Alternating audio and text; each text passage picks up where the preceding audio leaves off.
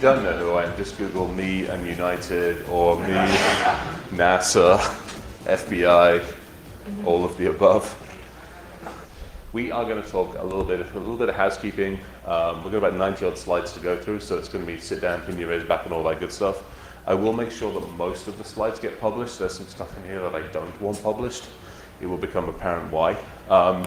I've just realized the next slide has GERCON on it, because that's what I was presenting yesterday up in Grand Rapids. We're going to talk about red versus blue. We're going to talk about some other fun stuff we've been messing around with. And this is not what we're going to do. We will not be doing death by PowerPoint. As I said, unfortunately, I was up at GERCON. So this is the GERCON rule. If you see people basically reading from the slides like that, you are allowed to taser them. We're in Texas, which means you can taser them and probably wax load them as well. All right, this is why we're here. Never underestimate the power of stupid people in large groups. This is what we are facing up against these days. This is what's happening, this is what's going on. Let's take a look at the humans that we're actually trying to deal with. From the upside, the nice fuzzy statement that goes with it. For all that we are, we have a capacity to evolve. It's it's one of those statements that says, hey, it's really nice and people are good and people are generally useful. And then we turn around to this. We get to the stage where we have to put up signs that say tweet after leaving the burning building, please.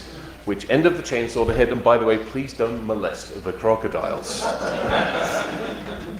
Fucking signs have to go for this. This is what Darwin was around about for. It's like, okay, you feel like molesting it? Have at it. No more kids. And then we take a look at where we're going. We take a look at about 2020, where we'll be. About 5.5 billion connected people by 2020. You start taking a look at the standard bell curve. For those of you that work in the normal industry, it's like, okay, 15% of you are going to get the end of your pay raise. You'll get the tap on the head. 70% of you are going to be, oh, you're so cute, and we'll keep you on for another year. And 15% of you get shown the door on Friday. You start taking a look at that where we look at security. You get 15% of people, give or take a bit, who understand security. You get 70 or so percent of the people that go, we're the sheeple, we'll follow everybody else because that's a good thing. And then you get 15% who go, 1 through 6 is a really good password. And if I want to be really sneaky, I'll put 7, 8, and 9, and I might even put an exclamation mark on the end of it. So you break these numbers down, and we're being generous, by the way, by saying 15% get security. It's a generous number. Break it down, basically we figure out that 9% of the US population gets or understands security, which means there's 91% of people that are like this. And this is what we have to deal with. And this is how we feel when we're dealing with them. And this is why. So Phoenix did a really nice presentation up in Grand Rapids yesterday. And they basically have, I think it's 2.5 billion passwords, accounts, and stuff like that. And they've extrapolated all the IDs, all the passwords, and where the duplicates are. So putting 1 through 6 as the first password, that's just the LinkedIn one and a couple of others. But that actually still comes out as the top. We've been bitching about passwords for 25 years, and we think that's a good password, for God's sakes. What the hell are we trying to deal with? I had, when we were out at Atlanta earlier this year, I had the Deloitte breach on there. And they asked me to take it down because they were sponsoring a conference. So I did, and I put Forbes up instead. Forbes 1 is a really good password. Not. We start taking a look at what we're having to deal with, and this is kind of where we feel. Smartphones, stupid people. Then we take a look at things that are released. So there's a really good report out there called the Black Report. Really nice, really useful. If you don't know what it is, get hold of a copy of it. It's easy enough to find. Go Google the Black Report. You'll find people like me and others in it that discuss what we're doing in the industry. The big ones, and the takeaways I've thrown up on here is this one. This one's the interesting one. 81% of us basically say we can identify and get data out of our target environment inside 12 hours. And yet mean time to discovery is 140 odd days. Not good statistics. We take a look at stuff like this. Almost 3/4 of pen testing and assessment, we walk back in again on year 2, and we find the same shit that didn't get fixed on year 1. And by the time we get to year 3, we've realized they're not going to fix year 1 or year 2, so why the hell are we bothering to do the same stuff? So then we look at what the rest of us are actually doing. This is what the 9% of us are doing. We are getting eaten by the technology. we're not winning. Some other interesting and fun statistics. 2 trillion a year impact to the economy on security. Not pretty. You want quantifiable risks? This is where it is. I know these are being recorded. I will also make sure that most of these slides are available. So if anybody wants a copy of them, we'll make sure the stats and all that stuff's available. Almost daily major breaches. I actually had a nice number. I had like a couple 100 million people were actually identities. I'm like, fuck it. Everybody's lost their identity probably a couple of times at this point. Healthcare, we're at almost 700 million records have been lost since we started keeping count. That's everybody twice, just to make sure we're doing it properly. Malware programs found, tools lost by the agencies. You get the idea. And then we take a look at where we are going, the future. In other words, those that are coming up behind us and hopefully going to do a better job than we did. At least half to 3/4 of them, they're not even getting talked to about this industry. Or if they are, we don't get hit about it until we get into high school or into college. Yet kids are still using these things at 8, 9, 10 years old, and we're not hitting for another 10, 15 years? Not brilliant. Well, that's fine, IT's got it covered. Regular IT will have it covered. Nah, no problem. IT will deal with this. Not. The demand, where are we? Million and a half underwhelmed at the moment, at least on this one. And then we take a look at how many other of the statistics. The lack of experience and the inadequate staffing. And we wonder why we're getting breached when only about a quarter of the bigger enterprises have any kind of 24/7 monitoring. So let's see, we're putting more tech into more people's hands, more complex technology, handing that technology to a population that doesn't even know what the hell to do with the basic stuff, let alone everything that's coming down the line. And we're basically integrating it into every single means of our life without putting more effort and more time into it. And then we don't have the eyes on the environments. And yet we still have to do this. We still have to lock it and protect it, and we have to give access to it. And when I do this stuff and I talk to executives and leaderships, they're like, oh, it's not that bad, is it? And I'm like, okay, let's talk about this one then. How do I take all of your data inside 2 minutes? Because I'm a nice hacker, I want to help you. I will create a really nice healthcare website. And the healthcare website is done at you for you, you the client. We'll brand it, we'll put your logo on it. We'll make it look pretty, we'll make it look nice. And because we're friendly, we know that healthcare is a complex problem. So we're going to send it to every single employee that we can find on the internets. All of those corporate email accounts that get used for all that personal public data. And then when we send it to them, the employee's going to be like, well, it said a portal login, it must be perfectly safe. And because we're good, in the email that we send out to the employees, we say, hey, the company cares about you, they love you, they consider you, they think you're wonderful, and because we're going to make it easy for you, we've basically hooked up to their Active Directory. So all you have to do is use your regular user ID and password to log into our portal. And the employee goes, well, that's perfectly okay. And that's our success rate. Now, if anybody wonders what a metric fuckton of user training is, we have the definition of a metric fuckton. That is the exact Reddit definition of a metric fuckton. So when you do go to your leadership and your management and go, we have a metric fuckton of problems, you can actually quantify it. When you have finished quantifying it, you can still express it this way. And then we look at us, the information security professionals. We have spent 25 years, DEF CON's 25 this year. We've spent all of that time bitching and screaming and complaining about passwords. We have blamed everybody. We've blamed the users, the managers, the finance guys. We've blamed the developers. We blame the network guys. We blame everybody. I've blamed my grandmother on stage for crying out loud. We still blame everybody. We're really good at it. And the problem is as well, as you go back in history, we had a nice time of safe and security. And it really was when the mainframe was in the room and the green screen was in the same bloody room and there was a man on the door with a gun. If you didn't belong in there, he was allowed to shoot you. After that, we lost. So then the problem is, with where we are today, who the hell do we blame? This is where I took a bit of a pause a couple of months ago. I'm like, okay, Who do we want to blame today? Who do we actually really want to sit down and go, what the hell is the problem? And unfortunately, it's us.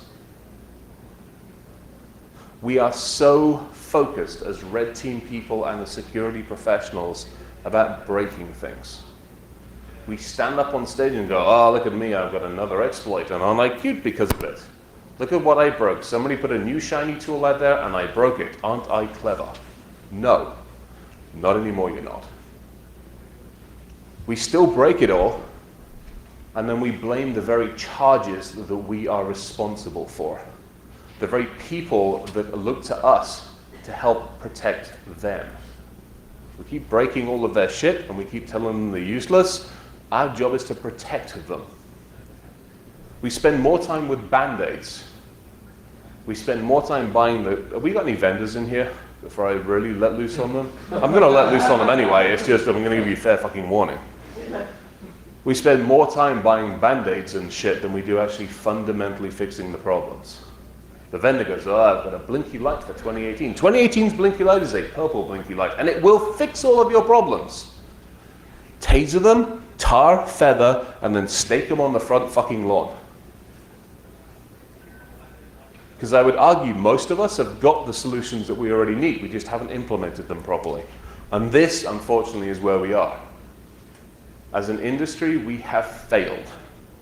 And here's why we've failed. I've been doing this for more years than I care to think of. And in the 20-something odd years I've been doing this, both in this country and abroad, I've yet to fail to break into anything. That's a great ego boost, but it also sucks. Because it means I've not done a good enough job of teaching the organizations how to protect themselves. Yes, they haven't listened. Congratulations, it means I haven't communicated properly. Well, they haven't got budget, which means I haven't actually helped them articulate risk. I haven't helped them with a maturity model. I basically have spent most of my time in a red spandex suit, jumping over fences, breaking and taking whatever we want, whenever we want, and however we want to take it. And we have simply lost the core focus, which is this. That's our job at the end of the day. And we're not doing a good one of it. We're really good at this. We're really good at promoting this. But we're not good at promoting why blue has to win. We have helped build a ridiculously sized industry on this. I don't remember what the statistics are and how many security companies there are out there, or how many billions this industry is worth.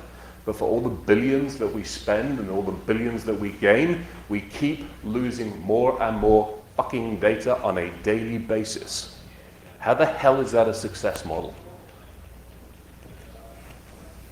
We find more issues, we break more things, yet we don't fix it. We don't come up all the time. We do sometimes and go, hey, here is the problem, here is what we need to do to fix it. Or here are a couple of options, and here is how I'm going to articulate those options to leadership, to managers, to users. We keep accepting the fact that basically once a year, for one day, or for 1 hour of one day a year, we're going to give end user training. Don't click shit. For 1 hour, don't click shit, user. Oh, absolutely, I won't click it today. Tomorrow, they'll click shit. A week later, they're going to fucking click everything. 1 month later, they're clicking everything we're giving them. 364 days later, they're like, no, click? Oh, okay, got it. I won't click shit starting again tomorrow. Why do we do this to ourselves? Why do we not, every single month, make it fun? Hey, January this year, we're going to talk about your long-lost uncle in Nigeria who's dead and has left you $3.5 million. In February, we're going to talk about Interflora scams. And in March, Auntie Flora, yes, she doesn't want to date you. Therefore, don't click on the dating scams. And in May, don't click on the pizza shit.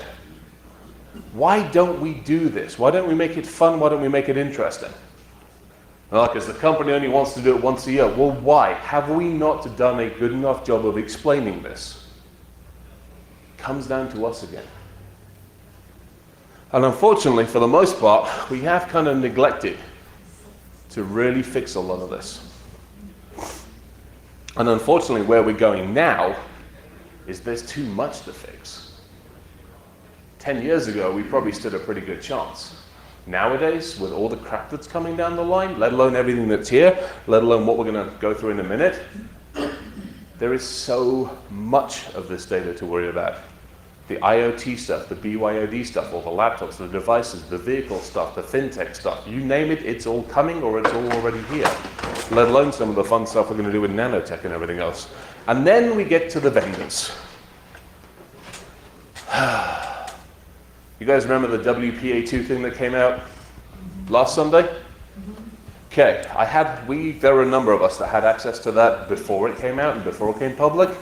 We got to validate it, we got to look at it, we got to go, this is cute, this is wonderful, this was beautifully put together.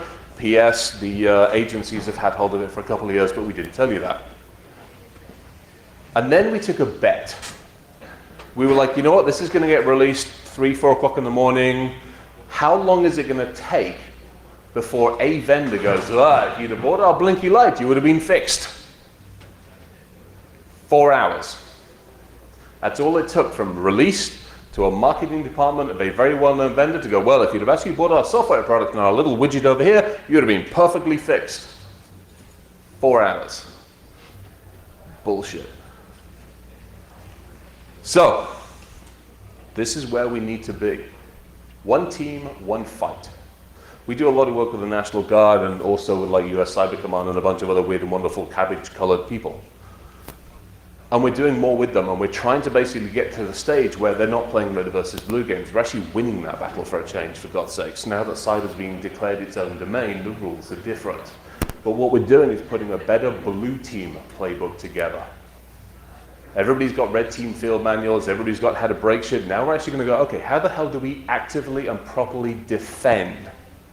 How do we together do a better job of this? We need to coordinate and collaborate a hell of a lot better between us.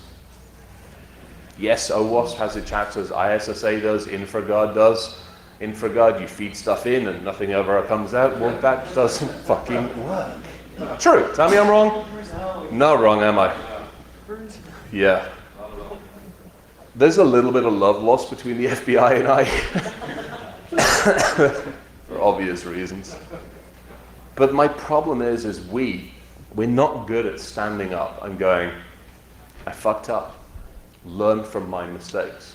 Personally, I've done it. Go look at LinkedIn on me. I had a pretty tumultuous year over the last couple of years, and eventually I put my hand up and said, I screwed up. Learn from my mistakes. As individuals and as organizations, we need to do a better job of that. And if the lawyer doesn't like it, take them outside, taser them, tar and feather them, and dump them somewhere. There's plenty more where they came from. They keep breeding the buggers. So this is the question. Is this the death of the red team? And I would argue it is not. Because we still need it. We need it for a bunch of different reasons. One, obviously, to keep the vendors honest. The vendor's gone, I've got this new widget. Broke it. Not only did I break it, but I asked all sorts of awkward questions, like what are the metrics on that? How often does it work? How long do those metrics last for? In what circumstances do they work? You know, like the VW scandal? And like the VW cars had this mode where they worked really, really well in a test environment, and in the real world they sucked. Ask your vendor, so the metrics that you're telling me, is that real world shit, or is that in your nice laboratory with your tame viruses? Silence. But seriously, before you go buy the new blinky lights, ask those nasty, awkward, squeamish questions. Stop accepting mediocrity. And the same thing again, it's like healthcare environment. We were breaking into one and they were like, oh no, you can't test that. Well, why? Well, that's where all the stuff that kills people. What happens if I scan it? Well, it all goes down and people die. So I can't run a simple Nessa scan against that shit. You know this, you all heard this story before? Oh, yeah. Yeah, with like healthcare environments and ICS environments and manufacturing. Yeah, you know what? Scan it. Because when it goes down, the vendor goes, well, you weren't allowed to do that. Taser the vendor, stake them out, and tell them that Windows 95 or Windows 2000 is not an acceptable operating system. Fix your shit or I'm going to tar and feather you every single time you step over the threshold.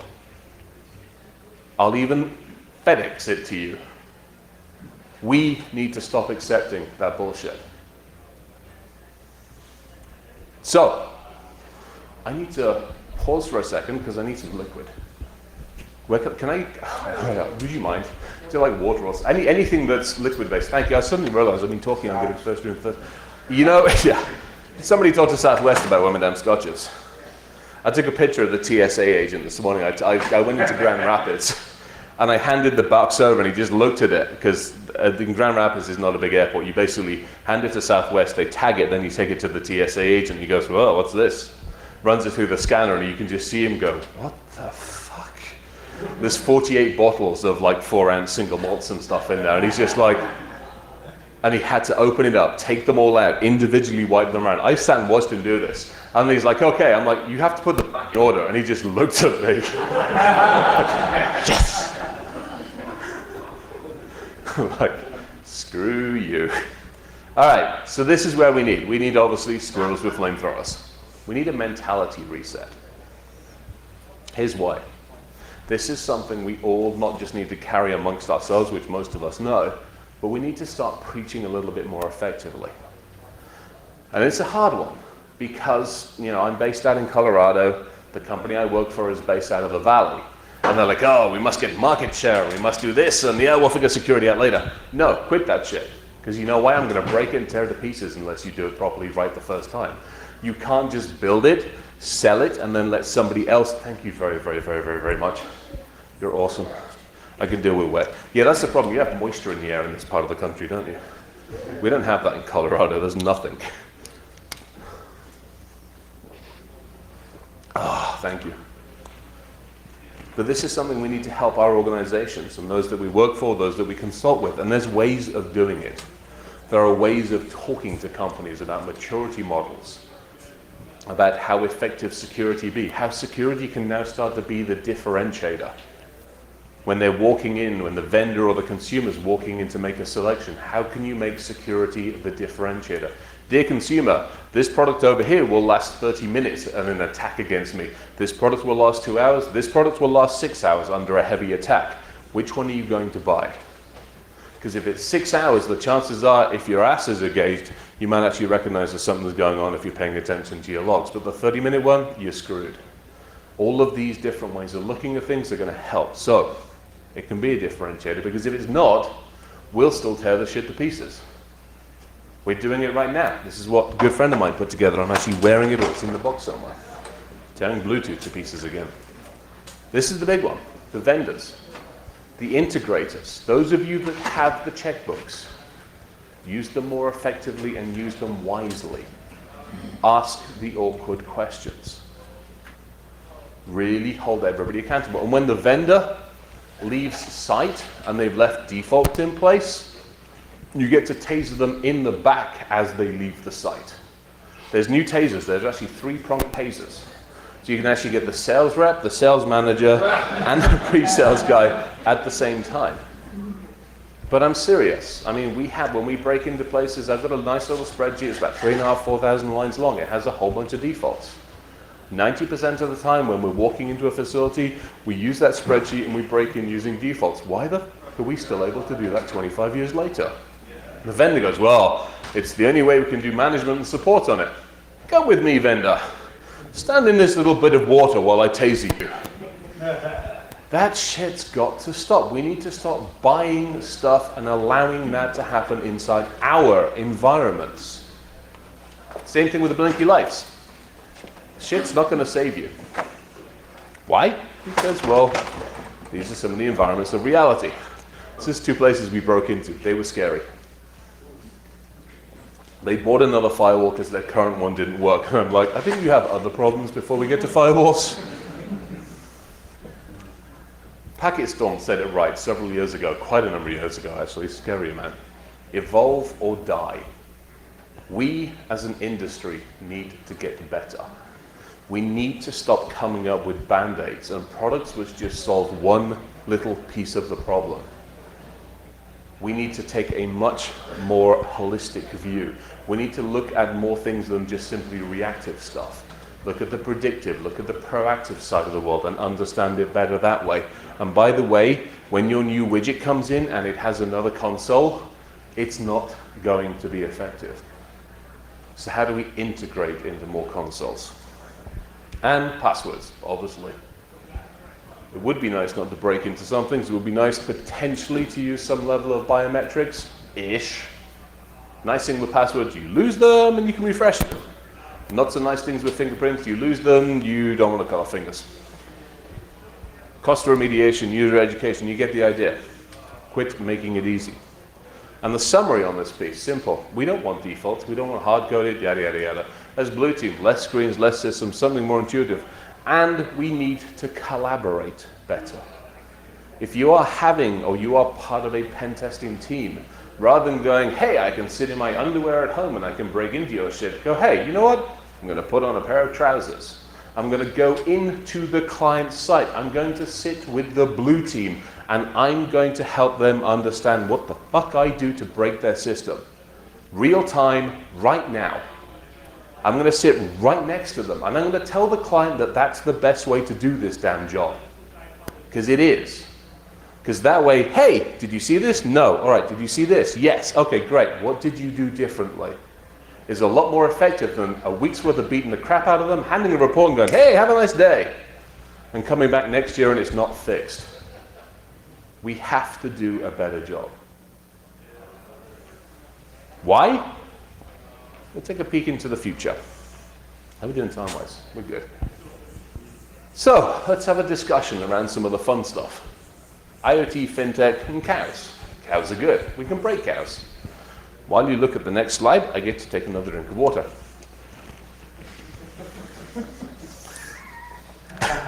Exactly. That's IoT from hell. As an organization, as end users, as consumers, they think about this bit of IoT, home, personal, lifestyle, that's it. They don't think about the rest of the crap that's going on. Why not? Because it's not exposed to them. Why not? Because they don't know it. Why don't we help educate? Why don't we help people go, hey, that's the entire ecosphere of IoT. Most of it's crap. Let us help you get better. We talk to middle managers. We talk to leadership, and we do the same thing. We go, hey, this is why this is a problem. A couple of good friends of mine up at the conference up in Michigan dropped some new tools. I'm currently running one in here. Between leaving Grand Rapids this morning and arriving here, I had 2,500 unique Bluetooth MAC addresses I pulled out, and that's 2 airplane rides and 2 airports. That's a lot of freaking MAC addresses that I can associate with, make friends with, and in the Bluetooth side of it, harvest data from. It's sitting in there now, it's still working. I'll be interested to see what it gets to be while I get home. And most of it is unrecognized MAC addresses. The whole Bluetooth ecosphere and the IoT ecosphere, it's like the Wild West. At least with the MAC address on a PC, you knew who the manufacturer was, pretty much where it came from, who the hell had it, and what you can do with it. Bluetooth, not so nice. Let me take a look at fintech. Financial technology sector. The whole nice idea of taking the bank out of the brick and mortar and putting it into the hands of those 5.5 billion users on their phones. And we're going to do it with $3.5 billion in funding, 2,248 companies, and 65% of them have got absolutely no clue about security.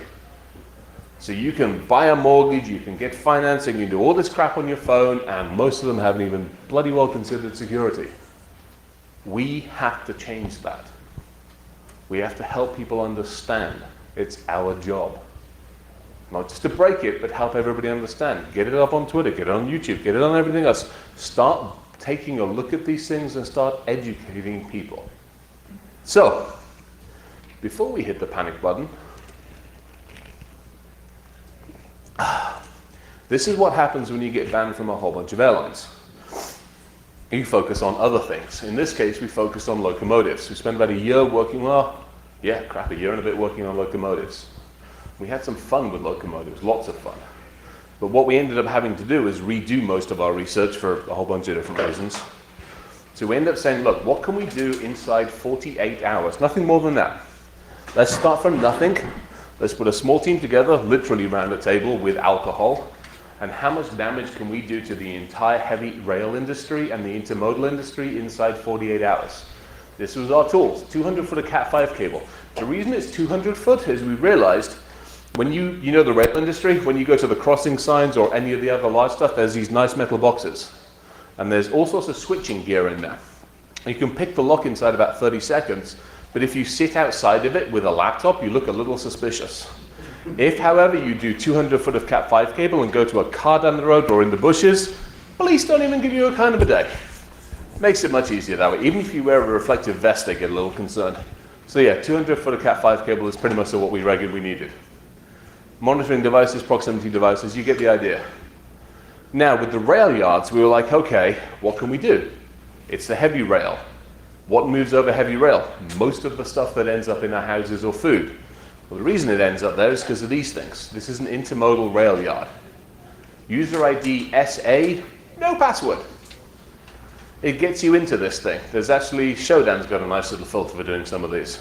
What you're able to do at this point is you can start to take a look. So each one of the rail cars has basically an RFID tag on the side, and as it moves in and out of the rail yard, it picks up the ID tag, picks up the bill of lading and everything else on it, and starts saying where they're all going. So if you want to mess with basically orange juice, instead of orange juice going from Florida to maybe California, you want to send orange juice to, I don't know, flipping South Dakota, you can do that. It's quite fun to do. It's like you can build your own little rail yard. Now, if you really want to have a bit more fun, and how many of you guys had train sets as you were growing up? I know I did. If you want to have the grown-up version of a train set, you can. GE's locomotives. This is what we did with GE's locomotives. They're using QNX, which is a bit of a mess, and it's in white, so I apologize because it didn't come out properly. It should have been black as well. Modern locomotives, not so modern, attached on security. If you want to make yourself a GE locomotive, you can attach to it using either GE, or GE and 6 zeros. We were over in the UK earlier this year, and that little screenshot came from sitting down with Thales and GE, and they're like, oh no, you can't do that. And we're like, oh, I bet you we can. So we went on to Showdown and we telnetted into one of these. And GE's like, well, that's not one of ours. I'm like, it's got GE, it's yours. And they're like, oh, we sold that to China. I'm like, so now if you want to start and stop China's heavy industry and the locomotives, that's the user ID and the password to get into it. Simple stuff. That gets you, as long as you have the maintenance software running on your computer, which you can just call up and get if you want 30 seconds of social engineering, or just download it from the download website. 5 minutes with the actual programming, it gets you into the nice locomotive. You can have fun with it, you can start and stop your own trains. If you fancy messing with signals, that's another thing altogether. That gets a little closer. That does mean you have to pick logs, and it does mean you have to plug into their switches, which are by the sides of very, very unoccupied pieces of roads. User ID and password to get in there is actually all in the default systems. Admin will get you into the administration console for the switches, in most cases. What you can do here is basically start and stop the rail lights. So if the train's going, you can turn them red, you can turn them green, you can do all sorts of interesting things at that point, but you can only do it for the segment of rail yard that you are in, or the segment of railway that you're on. What you have to do is basically bypass what's known as a man not present switch. So in other words, each one of their switches has a little button. And if it's a zebra crossing, or if it's any of this other stuff, if you press the button, you can influence that section of rail. But if you're not there to press the button, in theory, you can't do that. But you can using a good old man in the middle attack, which is what we did. What we needed to do is to figure out how to influence 100 miles worth of railway line and basically turn all the lights green or all the lights red. So what we were able to do is we got the hardware architecture, we actually picked one up off of eBay, we reverse engineered it, and we realized that it was shared memory. Buffer overflow. So we hit it with a buffer overflow, and then we hit it at the application layer and used Burp Suite to basically get us the ability to basically start adjusting all of these switches. We ended up taking over about 100 miles worth of railway. And we could turn all the lights green or all the lights red. We could raise all the barriers, turn all the barriers down, or if necessary, do shit like this. Simple stuff, 48 hours. Now we can hit heavy rail industry. Everybody good so far? Oh, don't be scared yet. Now we get to be scared. This is fun stuff. It's actually 91%. I apparently can't do math when I'm half asleep. So, remember the 91 percentile of people that don't care about security? We have a couple of things we can do. We can either take them out of the equation completely, or we can make them care. The easiest way to make the 91 percentile care is take something away from them. Water, heat, light, or in this case, food. We picked on the cow, the poor cow. We picked on the cow for a couple of reasons. One, because we picked on the UK version of the system, which was, part of me is Scottish, part of me is English. When Scotland went for independence, we lost because there were too many friggin' English people up there. You solved that problem several hundred years ago by kicking everybody out. We still have got to figure that one out, apparently. So I'm like, screw it. If we can't actually kick them out, let's poison the milk, because they put milk in their tea, so let's poison the milk. So we did. So we went after the milking machines. And the milking machines are all running Windows XP, which we obviously all know is extremely secure these days. And we picked on a couple of vendors and suppliers of these milking machines. And like any work that you do against any corporation, you do your open source intelligence, you do your research, you do your gathering, you figure out where they are. So we did that, and then we looked at the actual hardware and the software and the systems they used.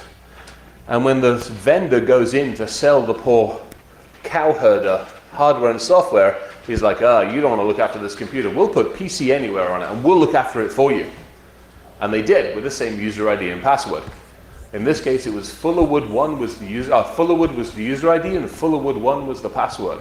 It was written down in their operating manuals, online, on the internets. So yeah, now the fun thing about this one is you can actually log into a whole bunch of their systems, you get into all of them, but this is the interesting one. What happens is when the cow comes in to be milked, what this system does is not only does it milk the darn cow, it tests the pH balance and other chemicals in the milk. If it doesn't like the balance, it's able to adjust the chemicals in the milk. It can also inject into the cow. So in our instance, we decided we want happier cows, which means we can add more drugs to the cow.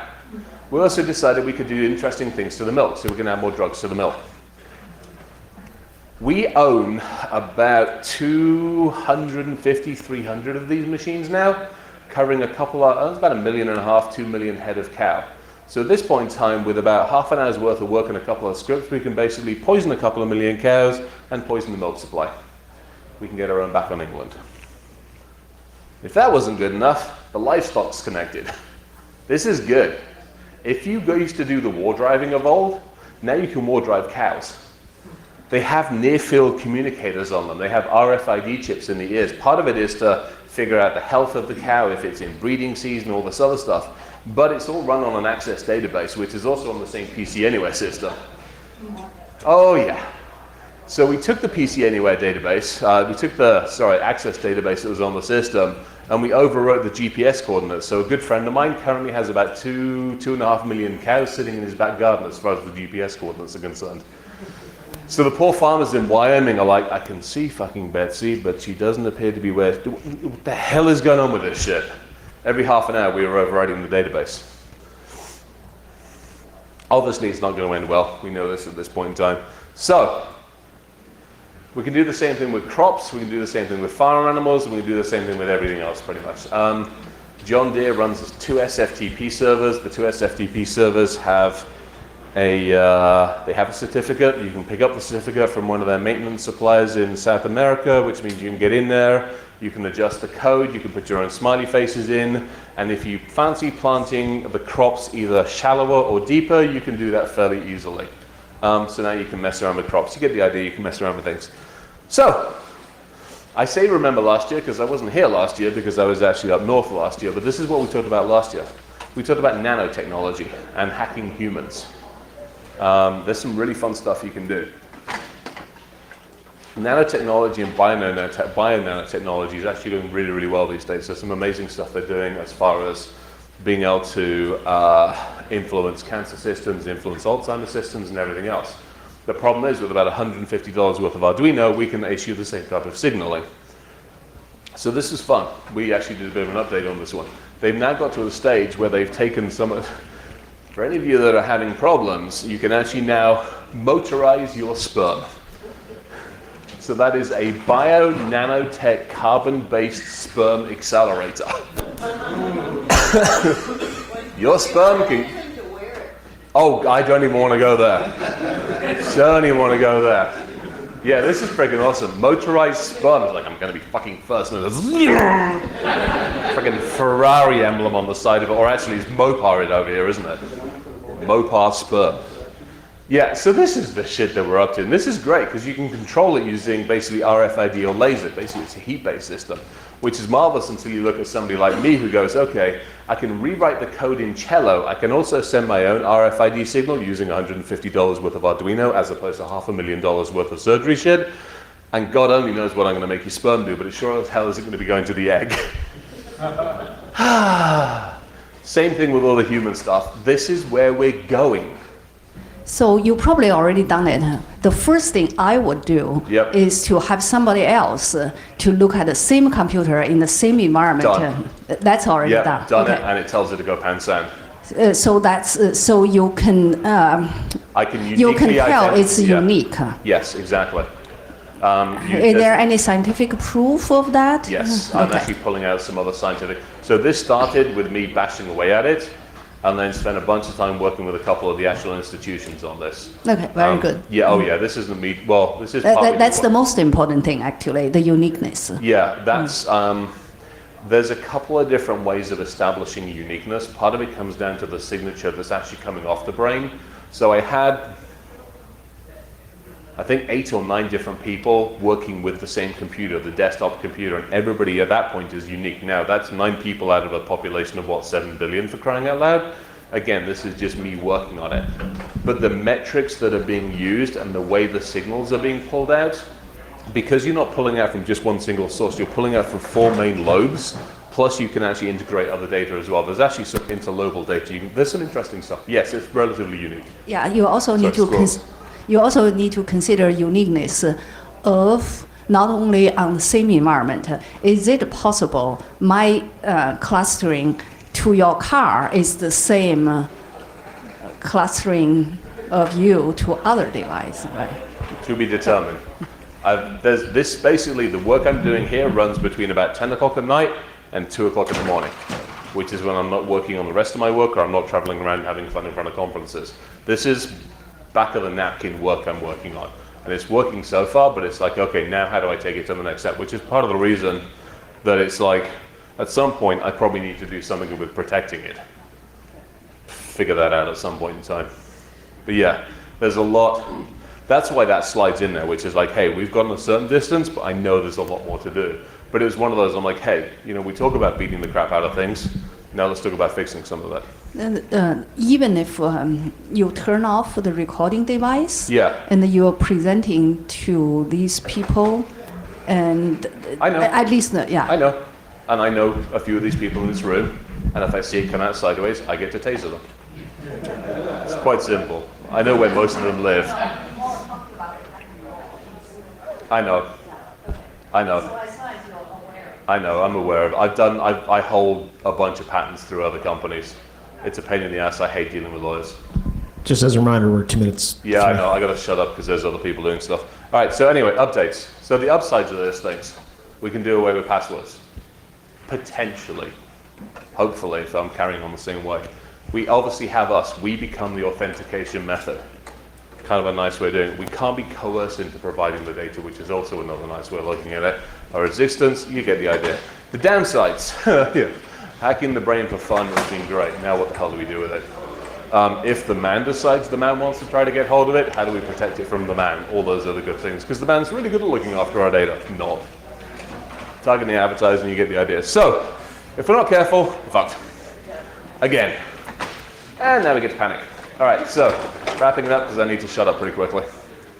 This is the future of technology. End of discussion. We are going to become melded in one way, shape, or form. Either consciousness, nano-architectures, and a whole bunch of other stuff, existential existence. Get used to it, figure out how to work with it. Because in 25 years' time, I really don't want to be talking about passwords. I kind of want to be done with the stupid things pretty damn soon. What I honestly want to do is I have a nice AS400 picked out in the middle of frickin' New Zealand I want to emigrate to. Nice existential existence on an AS400. I'm done, I'm happy. The rest of you buggers can figure out what to do with it. We need to get to root causes. Stop putting band-aids, stop buying band-aids. Taser the vendor, obviously. And this is why. There is a tsunami of stuff coming our way. That is an understatement. We really have more to do and more to fix than we know at the moment, let alone what's coming down the line. Breaking is too easy, fixing it's a lot harder. Blue's got to win, and we, red teaming, we got to help. It's as simple as that. We cannot continue to be aggressive with each other. Yeah, for those of you who know Trevor, we've got Eddie's R for Trevor, and the final slide. So, I say we do questions, but we're probably out of time, and I don't want to stop anybody else from coming in. Yeah, we're out of time. All right. Where can people follow you and catch up with you if they want to ask questions? I'll be outside. I'm on LinkedIn. I'm on Twitter. Everybody can find me. Thank you very, very much. Appreciate it.